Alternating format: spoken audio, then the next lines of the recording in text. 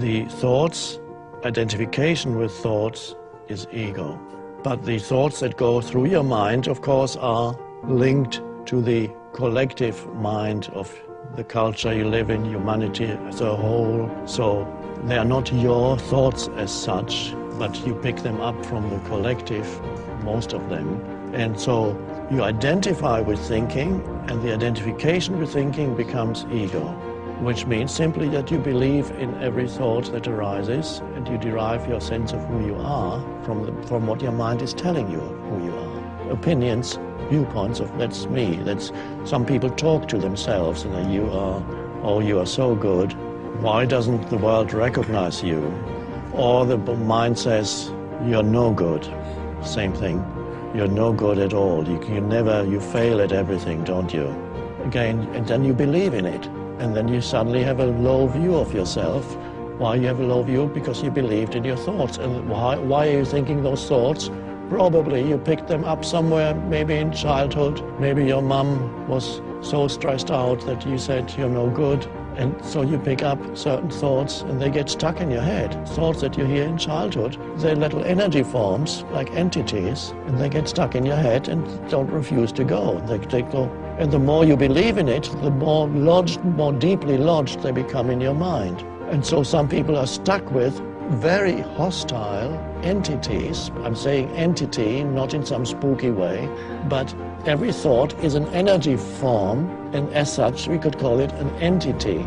And there are many people in this world who are stuck with hostile, life-denying, continuously critical and attacking entities that they carry in their head, and they believe that is who they are.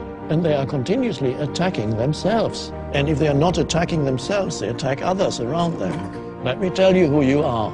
Of course, what they're really saying is, let me tell you who I am. So they project the famous, the famous saying, we don't see things as they are, we see them as we are.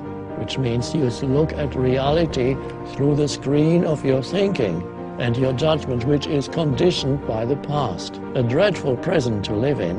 It's like blinkers, worse than blinkers. It's like looking at reality through heavy veils. So the identification with thinking, believing in your thoughts, having no space outside of the movement of thought. Again, here we come to the vital thing, lack of space inside. That is the unconscious condition, spiritually, completely unconscious. And then you are burdened with a heavy ego. You are the ego, which is not an entity apart from thought. It is thoughts that you have identified with. And the first moment of freedom comes when you realize that certain thoughts have been going through your head for years, perhaps, and that they are only thoughts, and that you are not the thought, you're the awareness. Everybody's life, things in daily life, things go wrong, you miss a bus, you get stuck in a traffic jam, or you lose some money.